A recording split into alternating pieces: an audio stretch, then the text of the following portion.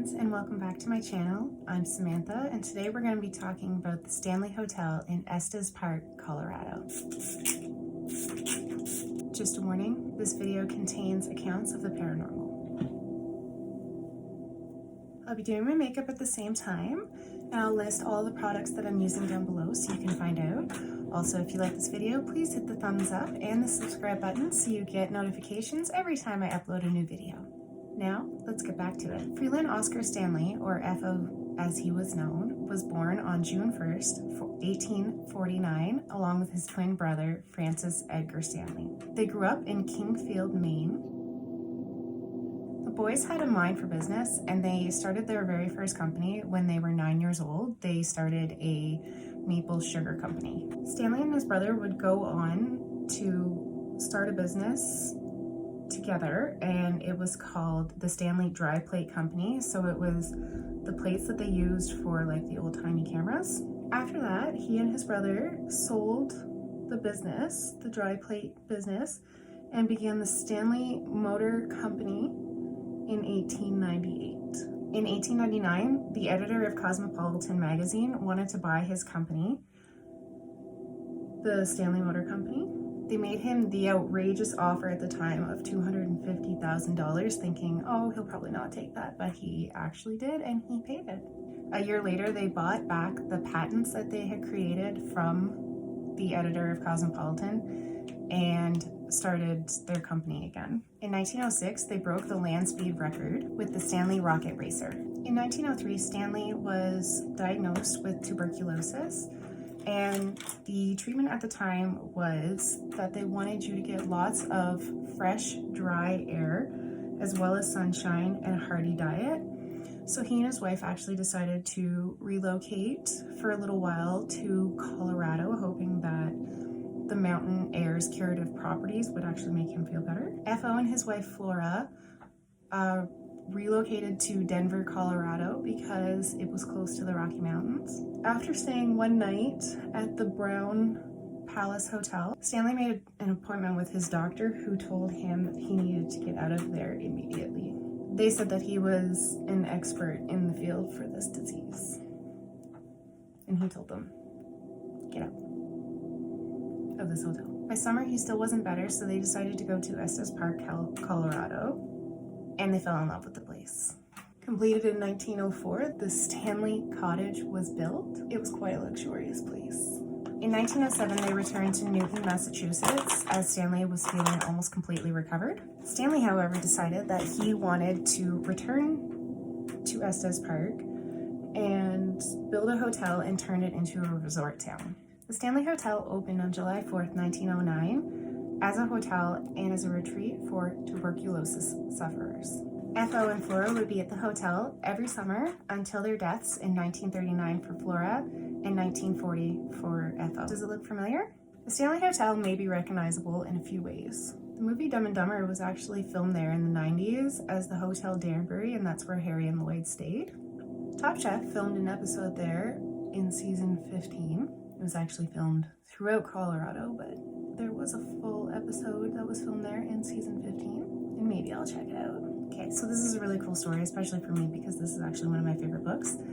Stephen King and his wife Tabitha actually stayed at the hotel at the end of the season. After checking in, Stephen was actually served a drink by a bartender named Grady, who, if you've read the book or seen the movie, you know that the bartender's name was Grady in the movie.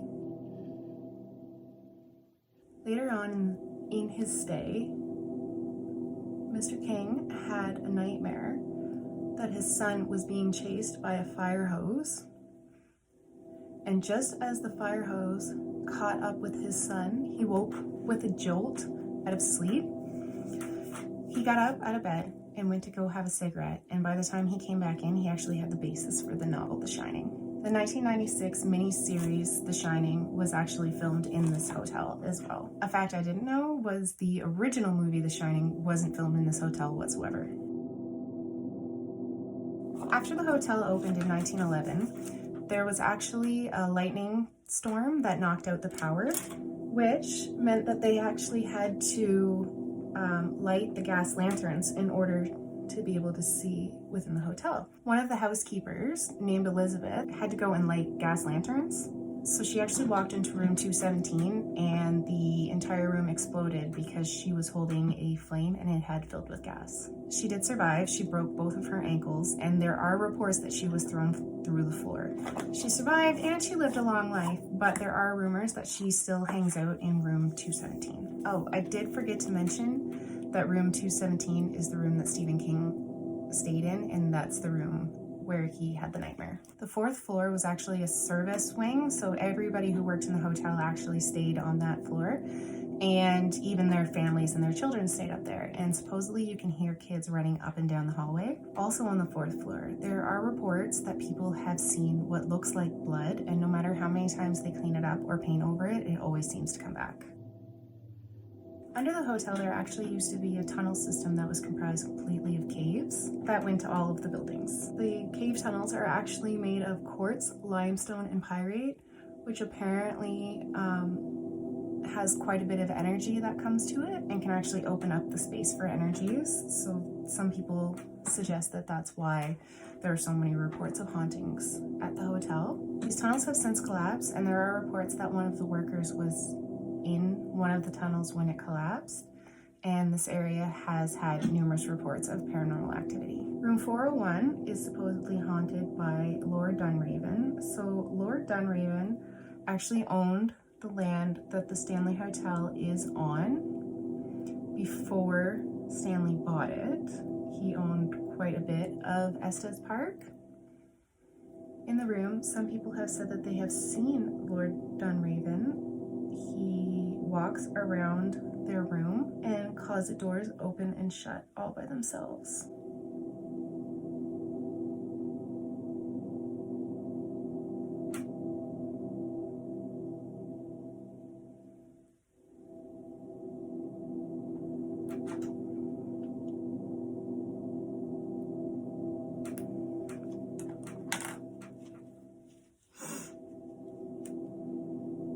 Room 428 actually has furniture that moves around on its own, and people have seen a cowboy that stands and watches the tenants sleep.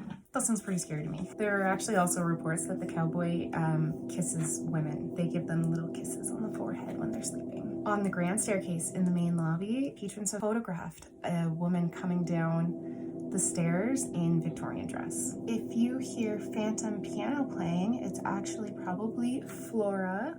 She's been known to tickle the ivories in the concert hall.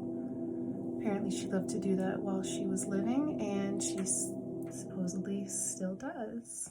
Fun fact about the concert hall, Harry Houdini actually did a show there with trapdoors and all. Like, just imagine how cool that would be.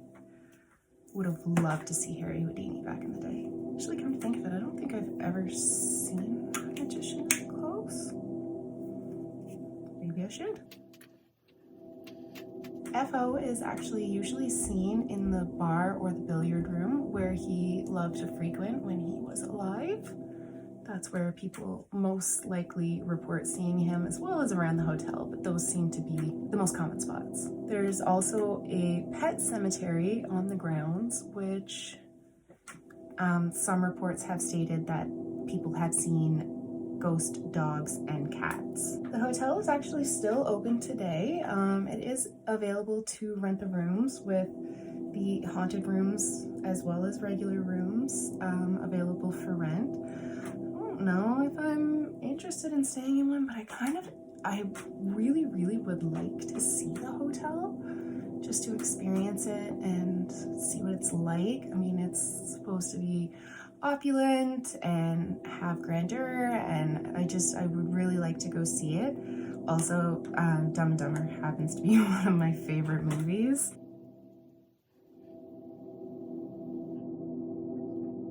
Thank you all so much for hanging out with me today, and let me know what you would like to see next in the comments below. If you like this video, please give it a thumbs up and come visit me next Saturday for Ghost Story Saturday. Thanks, bye!